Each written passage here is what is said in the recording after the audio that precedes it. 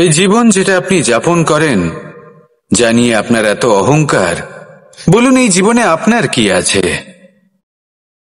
আপনাকে জন্ম দিয়েছেন আপনার মাতা, তারপর আপনাকে হাঁটতে শিখিয়েছেন, কথা বলতে শিখিয়েছেন, ভাষা শিখিয়েছেন, আরো অনেক কিছুই শিখিয়েছেন আপনার গুরু বা আপনার মাতা পিতা অথবা এই সংসার।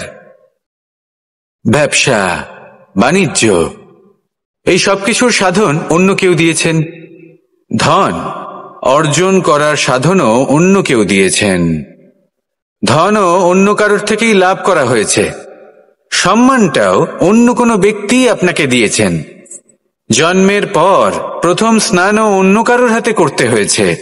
মৃত্যুর পরেও অন্তিম স্নানটাও অন্য কেউ করাবে।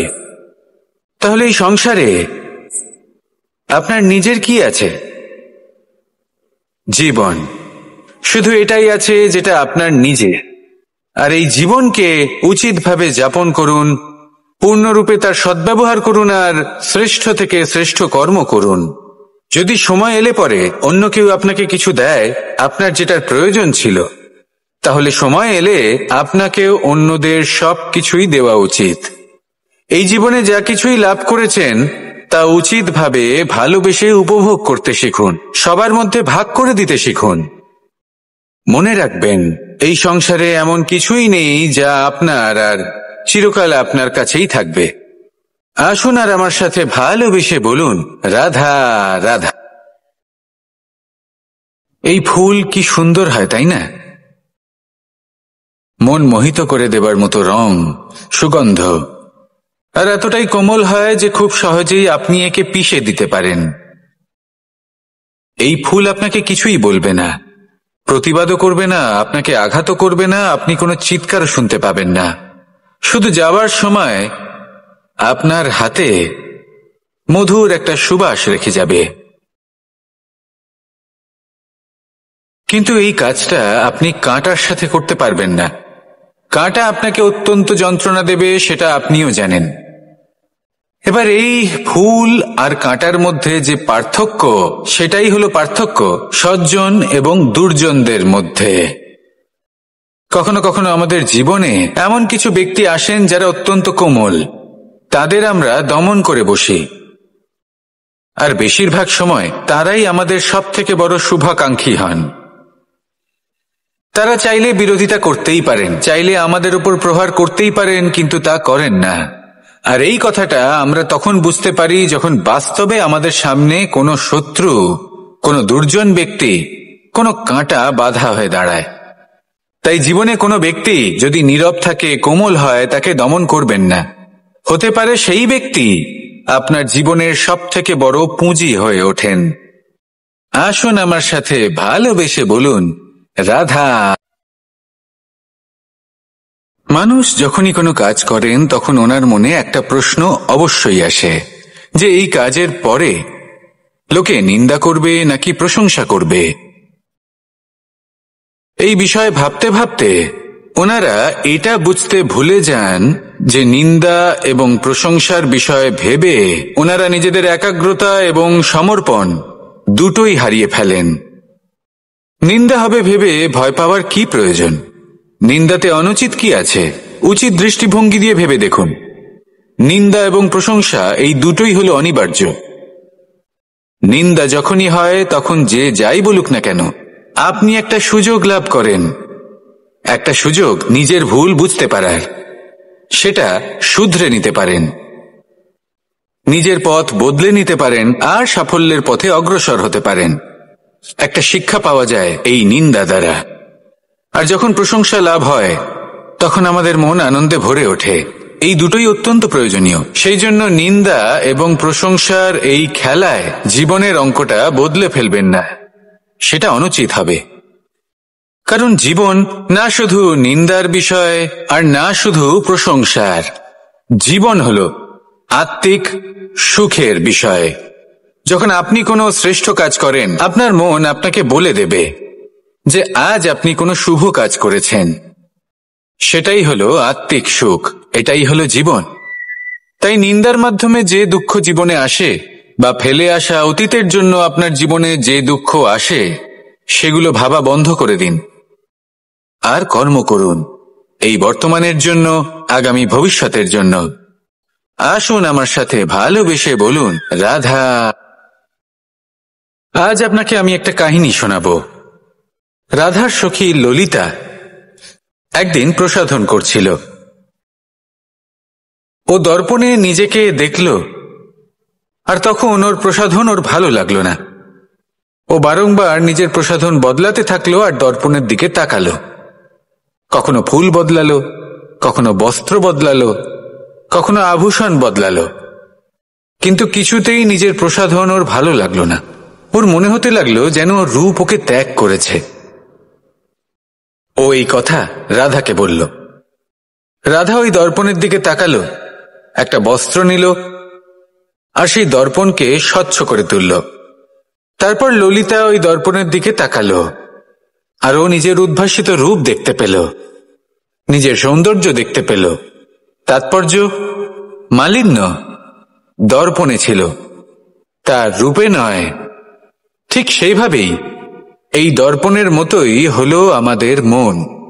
যদি এতে মালিন্য থাকে তাহলে এই সংসারের সবকিছুই মলিন বলে মনে হবে।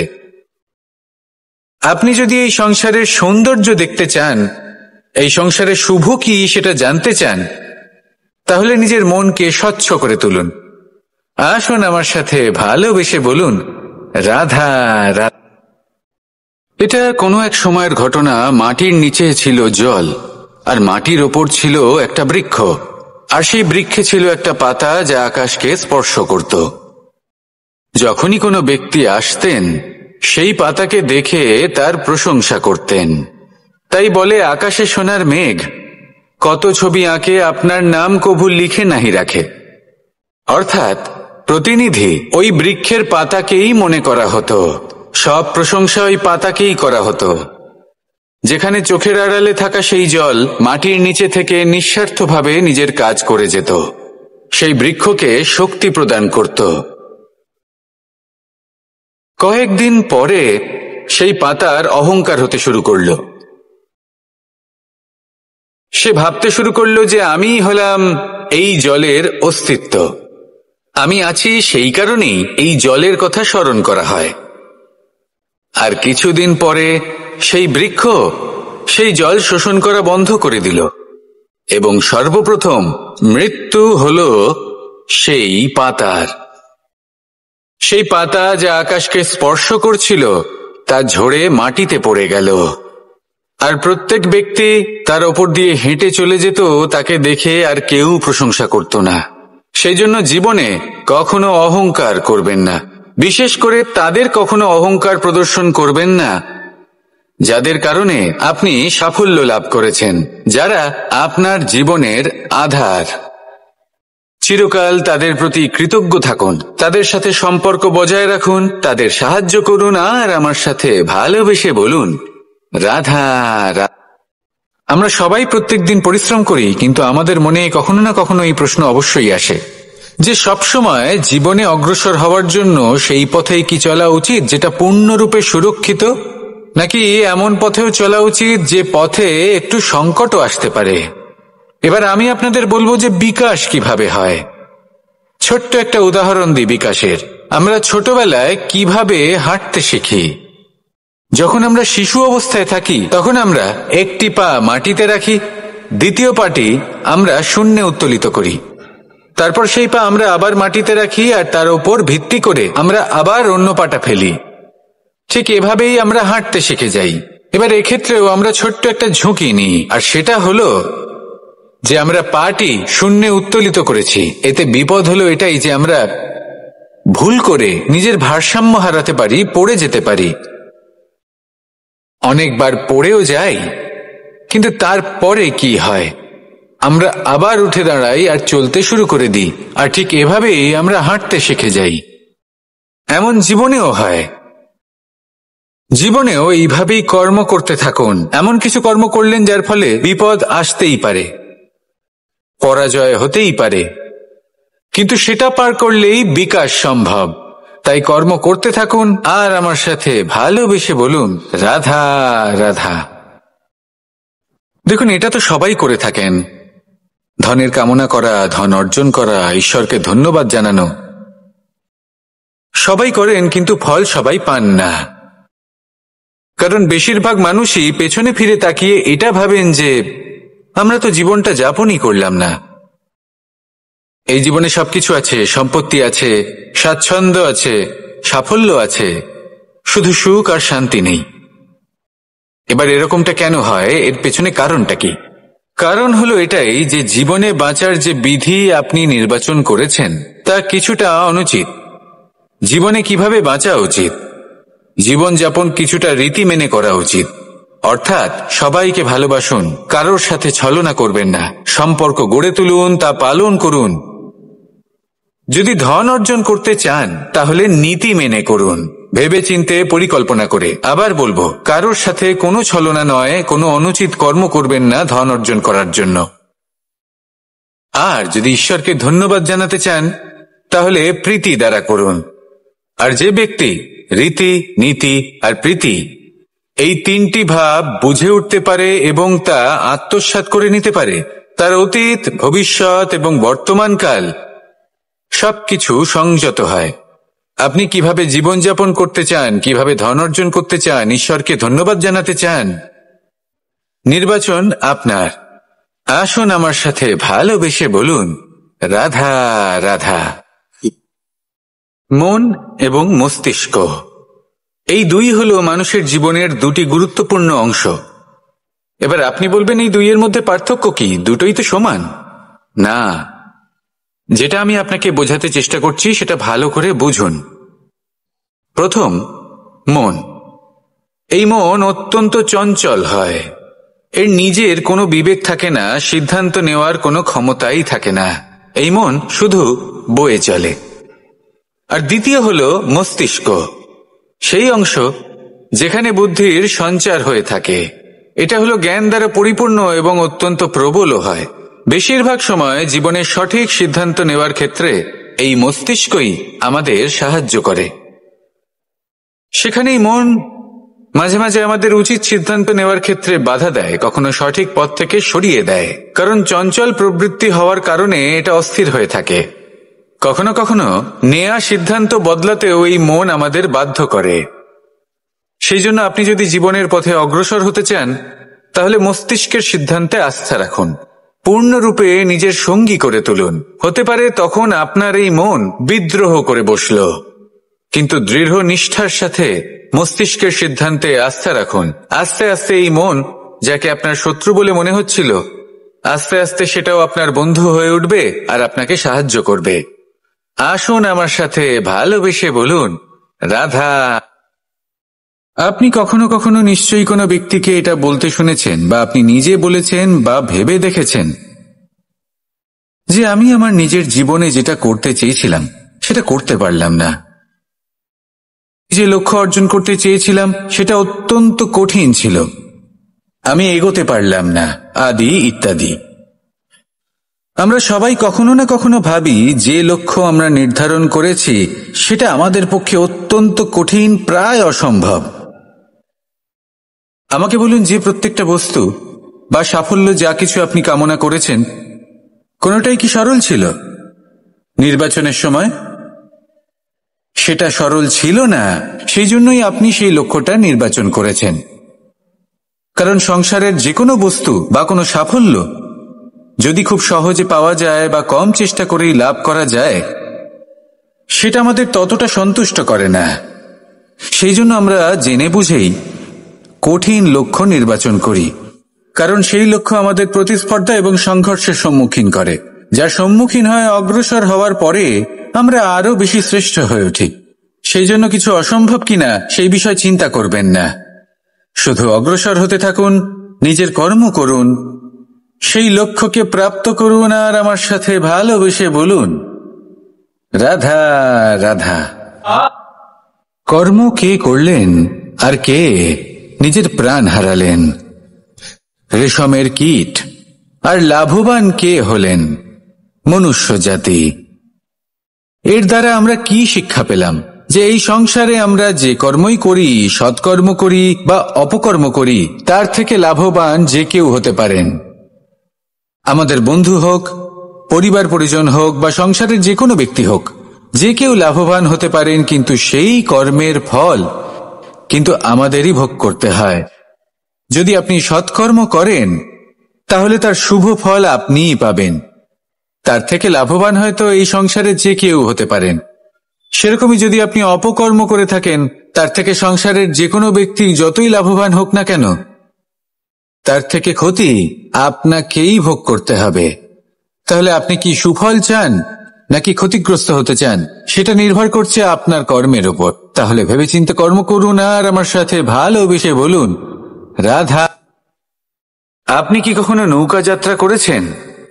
করে না থাকলেও নিশ্চয়ই দেখেছেন যে এই জল যা নিজের অন্তরে সব কিছু সমাহিত করে নিতে পারে, এই নৌকা সেই জলের ওপরেই ভেসে থাকে।